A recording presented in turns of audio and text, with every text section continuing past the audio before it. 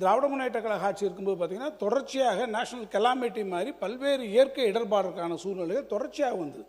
சென்னை பெருவெள்ளம் வந்தது, அதே போல் தென் மாவட்டங்களில் பெருவெள்ளம் வந்தது. அப்போ கேபிட்டல் எக்ஸ்பெண்டிச்சர் பண்ணக்கூடிய சூழ்நிலைகளில் நம்ம பெரிய அளவில் நம்ம எக்ஸ்பெண்ட் பண்ண முடியாத ஒரு நிலை வரும்.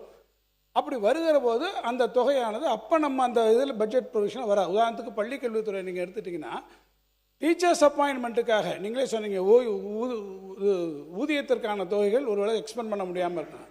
டீச்சர் நம்ம ரெக்ரூட்மெண்ட் வந்து இந்த வருஷத்துக்கு இத்தனை பேர் நம்ம எடுக்கலாம்னு நம்ம பார்த்துருப்போம், அதற்கான தொகை ஒதுக்கியிருப்போம்.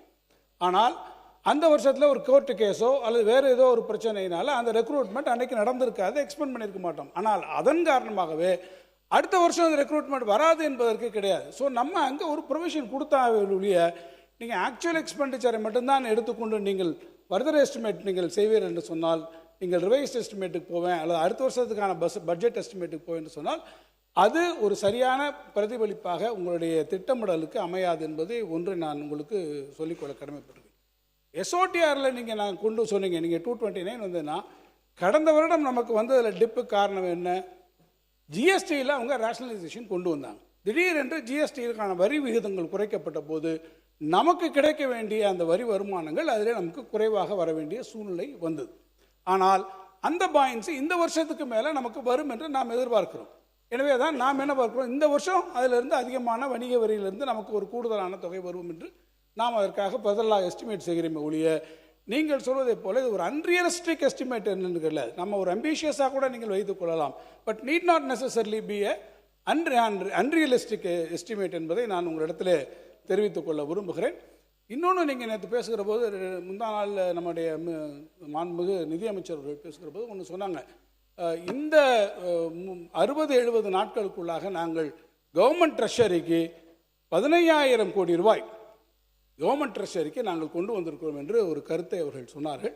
நான் அவரிடத்தை கேட்க வரும்போது இந்த 3 மாத காலத்திற்குள்ளாகவே அரசாங்க கஜானாவில் 15,000 கோடி உங்களுக்கு வந்திருக்கிறது, இந்த பணம் உங்களுடைய கஜானாவுக்கு வந்திருக்கிறது என்றால் அந்த விவரத்தை எதன் வாயிலாக வந்திருக்கிறது, நேரடியாக உங்களுக்கு ரியலைசேஷன் வந்திருக்கிறதா? ஏன்னா அந்த 3 மாதத்தில் உங்களுக்கு 15,000 கோடி வருவதாக நீங்கள் சொல்லியிருக்கிறீர்கள். இன்னும் கூட சொல்ல வேண்டும் என்றால் உங்களுடைய திட்டங்களுக்கு நீங்கள் வரக்கூடிய நிதி என்பது இந்த அரசாங்கத்தினுடைய எஃபோர்ட்ஸ்னால் வரல, இது சென்ட்ரல் மத்திய ஒன்றிய அரசிலிருந்து உங்களுக்கு வரக்கூடிய அந்த கிராண்ட்ஸ் அண்ட் டிரான்ஸ்ஃபர்ஸில் விக்ஷித் பாரத்லேருந்து எவ்வளோ வருகிறது, ஒன்றிய அரசினுடைய திட்டங்களிலிருந்து எவ்வளோ உங்களுக்கு வருகின்ற நிதியை வைத்துத்தான் அதை நீங்கள் குறிப்பிட்டு சொல்கிறீர்கள் என்பதை நான் தெரிவித்துக் கொள்ள விரும்புகிறேன். ஒரே ஒரு கேள்வியோடு நான் முடிச்சிடறேன், ஒன்றும் ஒரு விளக்கத்துக்காக மட்டும்தான் நான் கேட்க விரும்புகிறேன். ரெவென்யூ டெபிசிட்டை பற்றி, என்ன கடன் இல்லை, ரெவென்யூ டெபிசிட்டை பற்றி ஒன்று நீங்கள் சொல்லியிருக்கும்போது கூட சொன்னீங்க, நீங்கள் நாங்கள் இன்ட்ரீம் பட்ஜெட் போட்டு போகும்போது 48,696 கோடி ரூபாய் நாங்கள் ரெவென்யூ டெபிசிட் இருக்கிறதாக வரும் என்று நாங்கள் கணக்கு போட்டிருந்தோம். நீங்கள் அதுக்கு 55,775 சொல்லிங்க.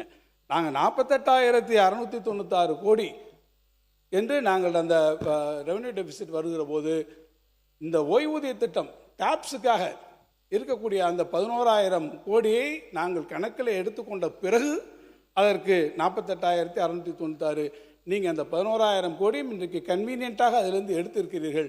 அதை எடுத்ததுக்கு பிறகும் கூட உங்களுடைய ரெவென்யூ டெபிசிட் 55,000 கோடி, ஏறத்தாழ 7,000 கோடி ரூபாய்க்கு மேலே அது வந்திருக்கிறது என்பதையும் நான் இந்த அவைக்கு சுட்டிக்காட்ட விரும்புகிறேன்.